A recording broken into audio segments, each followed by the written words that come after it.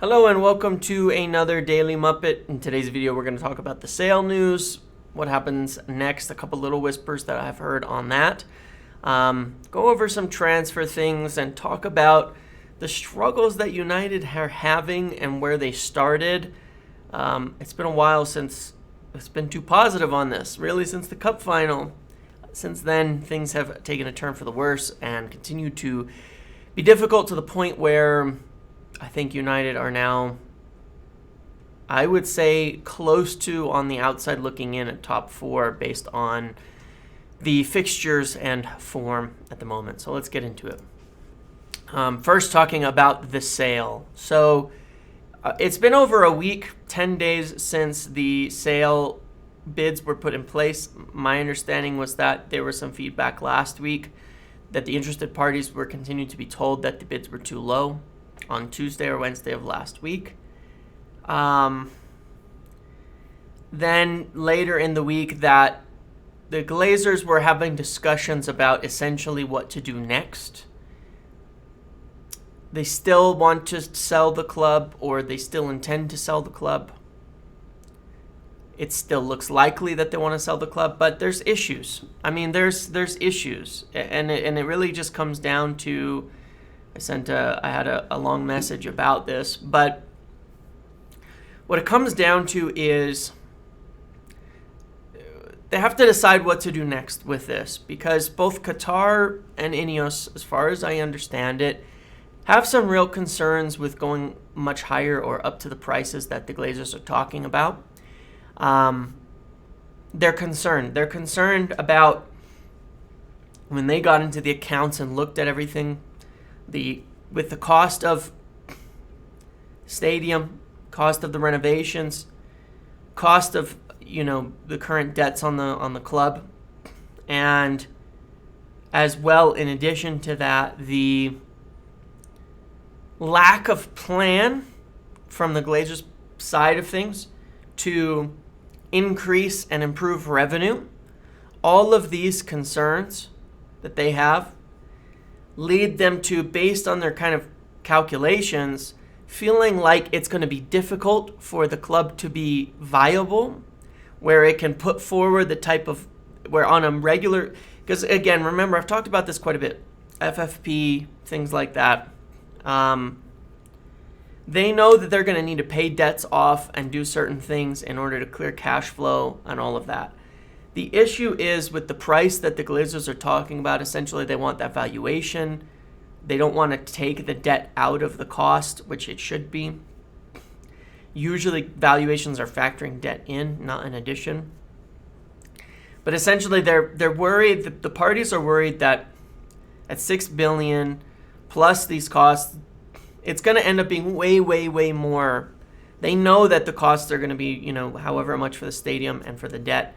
And they don't see huge revenue opportunities for Manchester United as of now, based on the Glazers' plans, until they get in there. So they're a bit wary, and they're saying, look, we don't want to pay $6 billion and all of this on top. We're not going to do that because the amount of cost that will have to go into it just to make the club viable and able to be competitive, because of, again, the FFP costs, the percentage caps, things like that. They have to look at all of that and say, how much are we going to have to pump in terms of, stadium, in terms of debts, in terms of potential somewhere other way to increase revenues or lower expenses or something that can make it so the club can spend more to be viable. They don't want to buy a non-viable club. So there's a lot of considerations there with cost. And the Glazers have to decide what to do next and tell them, which they're expected to in the next few days. It's looking like it's a tough stance from both parties, hence the silence. But Qatar and Ineos seem to think that they will get through at this stage to the next round, another round of bidding, but that the Glazers are still going to come forward with a sale at this point in time. But it's difficult. It's difficult. It's tricky. Glazers are being very stubborn about this. The costs that they're looking at are being unrealistic, and they have to accept it. I think they will, but that's been the discussion in the last week among the Glazers and the parties is, are they going to let Ineos and Qatar move forward? with the sale process as expected. I believe that they will, and I think we'll find out soon, but it's touchy. It's touchy. We've kind of reached the point where the buying parties are not just going to throw their money at the club, but are going to start to hold a hard line. And it's going to be down to the Glazers deciding to cash in on a price that's still well above what the value of the club really is. So in the next few days, we should find this out. But it's touchy. From the talks I've had with people, it is a touchy situation. It's a little more nervy now, and that might be expected just at this stage of the bidding process anyway. But it is a bit nervy. Speaking about the struggles that United have had recently, not scored a goal in the league in 3 games. Man, it's been tough. It's been tough. I mean, it's not altogether surprising. Casemiro being out is a huge miss, but Erik Ten Hag's made a lot of mistakes recently, and that's what I'll talk about in terms of protecting him in the next section. That's not necessarily what people may think, but Erik Ten Hag's made a lot of mistakes recently. Fulham, I have no idea why against Fulham we lined up the way we did with McTominay and Sabitzer. It didn't work. And then we did it again. 2-week break. Fred's fully rested, didn't even go to Brazil. Why did you do it? Why? Well, I don't understand. It makes no sense, the setup. And some of the things just don't make sense. I understand the critiques. I've seen a lot of people talking about, oh, you play Fred, you don't get control. I've always been making this exact argument. You don't get control without him when you don't have Casemiro playing. You don't. And when he plays with Casemiro, you actually get more dominance. Yes, there's a chaos that goes into it, but the chaos is for the other team. It doesn't let them settle. And it gets you the ball back and gets you into attacking positions a lot more frequently. And there's just things I don't get about it. I mean, since Eriksen's injury, with Fred in the side, United have beaten Barcelona, where he was maybe man of the match or up there over the 2 legs. Beaten Real Betis, where he played in both legs, on a 5-1 aggregate. Won the final against Newcastle and won a trophy for the first time in years. In that run of games, beat Leicester 3-0 without Casemiro. Beat Leeds 2-0 without Casemiro. Beat West Ham 3-1 in the FA Cup. I understand Casemiro is the better partner for Fred, but Casemiro being out, you shouldn't throw the whole thing out. Fred and Sabitzer did fine. They won 2 out of 3 games without Casemiro.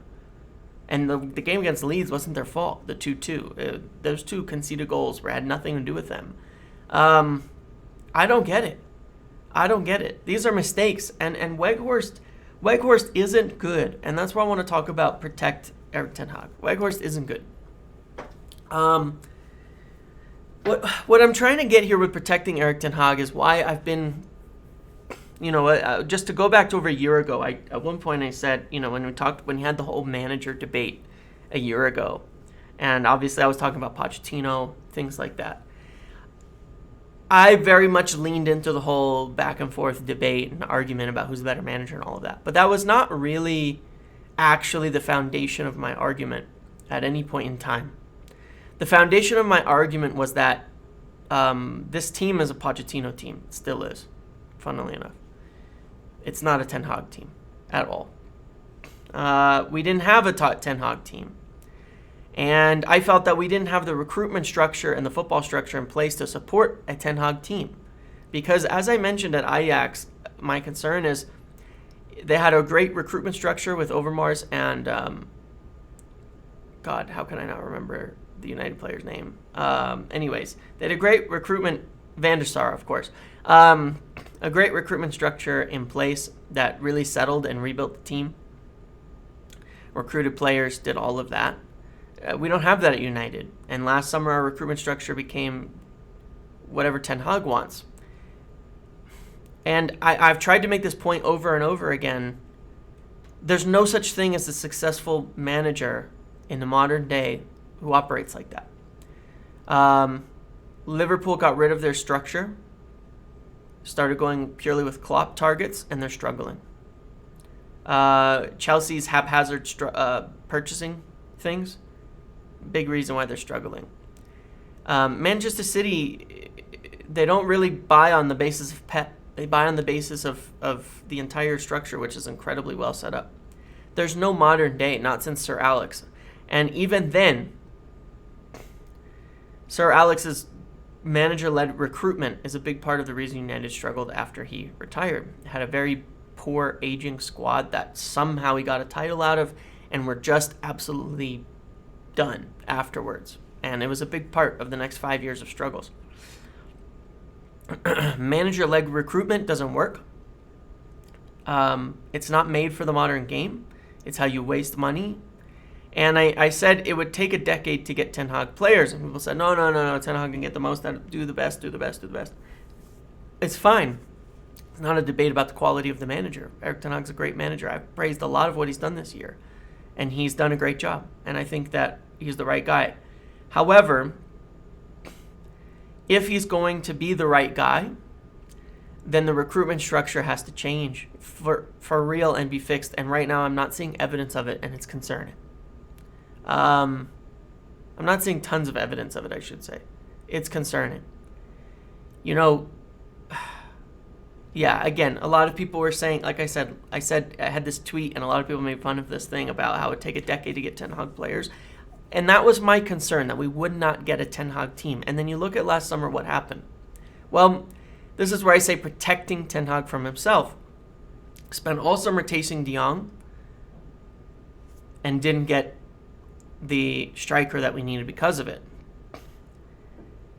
A recruitment structure would have gotten it out of the way in the week or two that he didn't want to come, and moved on to other targets and made purchases in the main areas. We left it so late. We spent 100 million or 80 million plus on Antony instead of buying a striker, buying a serviceable right winger, buying a goalkeeper. A lot of positions that we could have upgraded in for the money. For a player who's not that cost level of player, it's not a slight on Antony. It's about opportunity cost, and how much money you spend on a player means you don't have money to spend elsewhere. A recruitment team wouldn't have allowed that to happen, would have progressed things earlier. Lisandro Martinez could have been purchased earlier.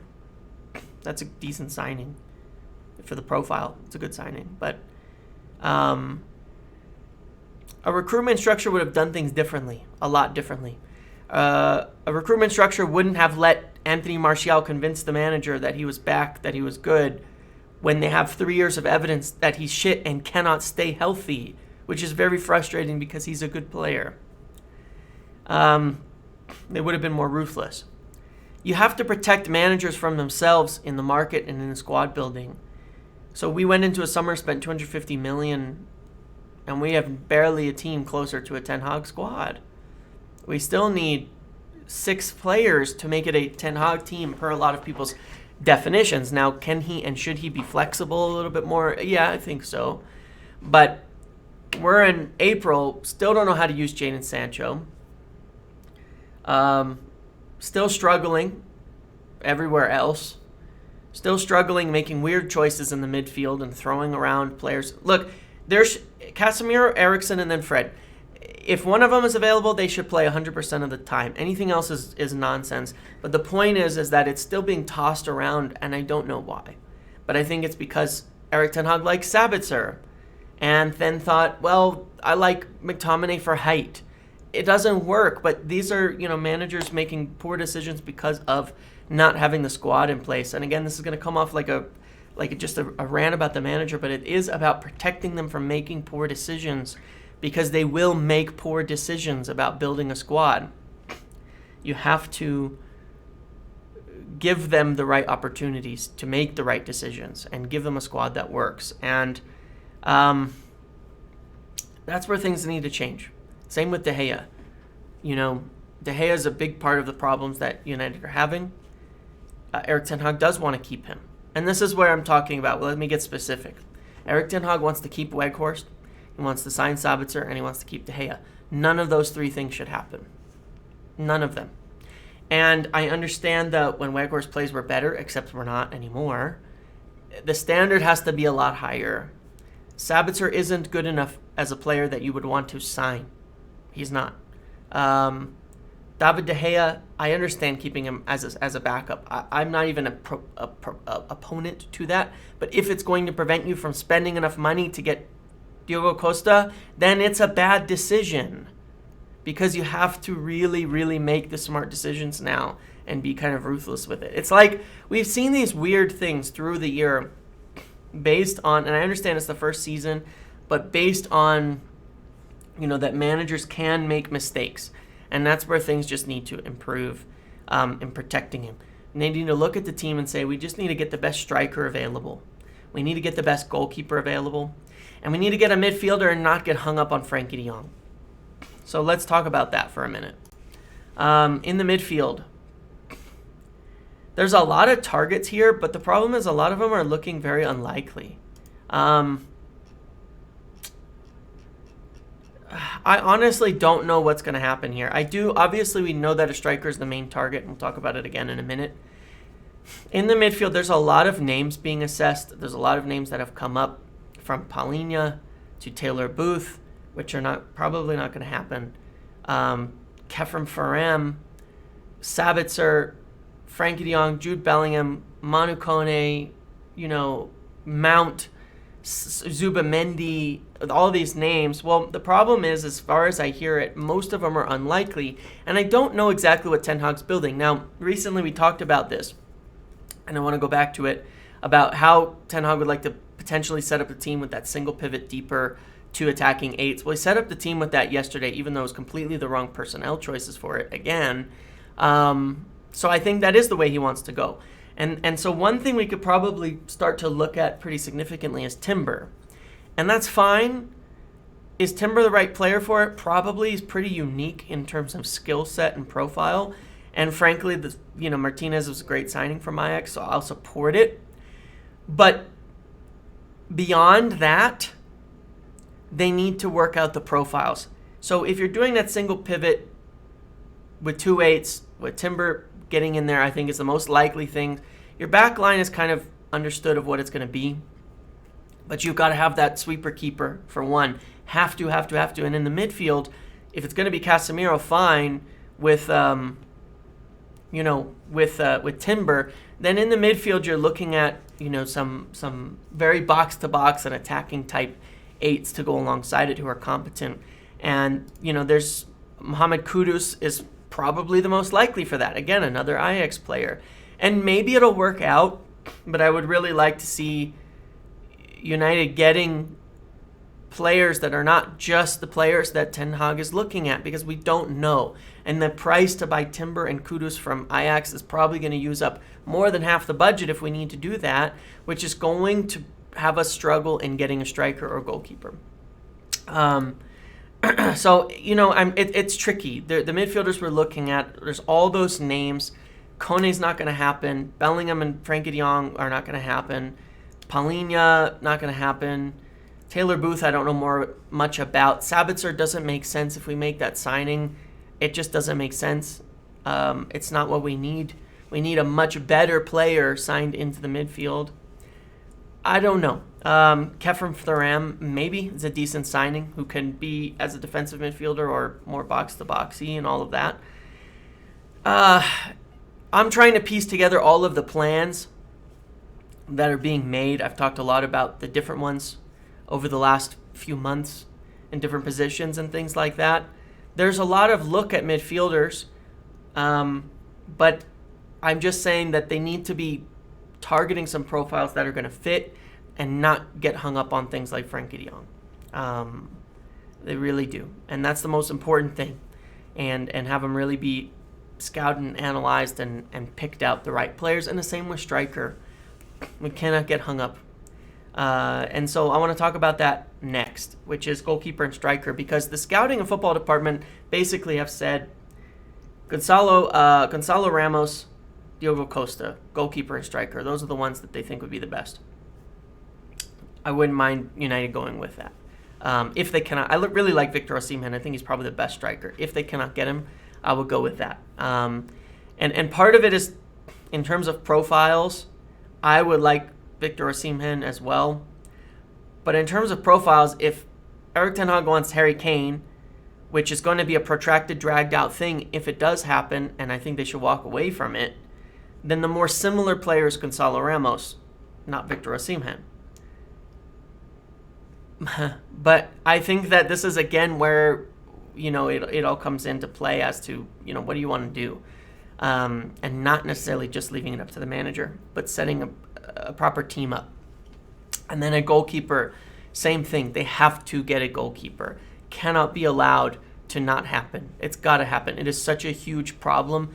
The Newcastle game, Newcastle just kept pushing the ball back to De Gea, and most of the time it results in a turnover. It's how we, gave a goal in the end and lost the game.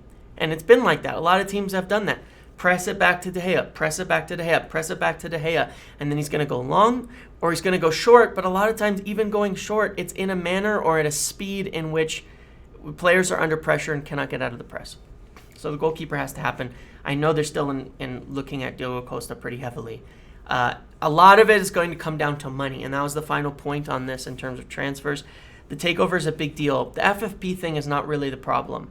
I've said this for a long time. The problem is cash. The problem is not having the money. The Glazers don't have a lot of money. Their plan is, if they were to stay, to sell a lot of players, pay down that credit card, refill it, and kick the can down the road, which could work. You could have a big budget in that way. I've still heard we're going to spend at least $150 million if the Glazers stay, but the cash is a problem. It can make the deals a lot easier. Realistically, if we want to be a Ten Hag team next year, then we need a goalkeeper, we need a striker, we need Timber, and probably another midfielder. And so you're talking about somewhere in the range of $300 million for all of these targets. It's $150 million to $200 million for goalkeeper and striker. Timber, another $50, $200 to $250. Again, I ask, is there not potentially a cheaper player that could fill the role? Maybe there is. And that's where I'd like the football department to be creative about this. And then you would have a little bit more money for the midfield. But my concern is, even with striker, that there's a guy, Rasmus Holland, for example, is a legitimate backup option for striker. And if they don't get one of the top 3 targets. And my concern is the whispers of, maybe we get a striker who's not necessarily top tier and keep Weghorst. Maybe we just get, sign Sabitzer and Timber. This is not good enough. It's not a good enough summer, and it would be on the basis of players that we like. Like Holland, Rasmus Holland, keeping Weghorst, signing Sabitzer and Kudus and Timber, that's not good enough. That is not good enough. These are not good enough players, in my opinion. I don't know that the profile is even totally right, but I don't think that is good enough for what we need to move forward. We need to be more creative with things, and we need to be looking at top players. Maybe it is good enough. What do I know, right? Maybe those players are good enough. I'm just concerned. I don't think a lot of them are. I think that we've got players that are good enough to be pushed down to depth, like Fred, where they don't play regularly, that we have to sign better players, 100% better players. I think we've got, nobody at striker. If Greenwood comes back, then you want to sign a striker that's better than Greenwood, and Weghorst is not better than Greenwood. You want to sign someone better that will come in 100%, or that's better than putting Rashford at striker and playing Sancho off the left. They need to be better than that. Anyway, there's a lot that's needed, and I know that they're working on it, and I know they're going through it, but I am concerned that if it's a purely manager-led decision-making, that it's going to be problematic. And that it will not work, because managers do have to be protected a bit from themselves.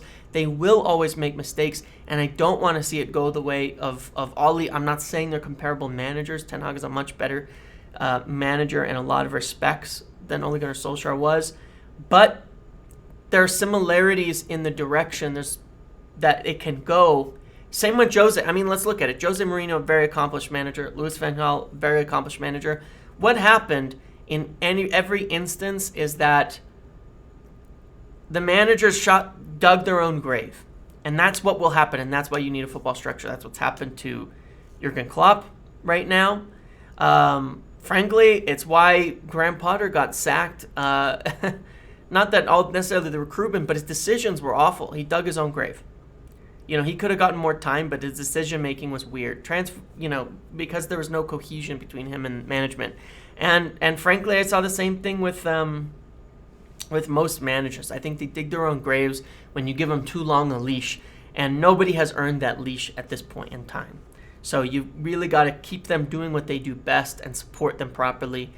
They have the people for it, but that's why I think someone like Paul Mitchell coming in, which is apparently what's wanted, could make a big difference. My concern is I don't want it to be too far in the future where it doesn't affect what is needed to be done now. Okay? So anyway, this is just the end of my rants and thoughts and things like that. To kind of wrap it up, we should hear about sales stuff in the next couple of days. It is viewed, and they do believe they're going to be moving through to the next round. That's just the whispers from Ineos and Qatar side, but they're keeping things very quiet at the same time and holding a hard line. Yeah, that's where we're at. Okay, so thank you for watching this video. Make sure to like, comment, subscribe, turn notifications on. I'll see you in the next one.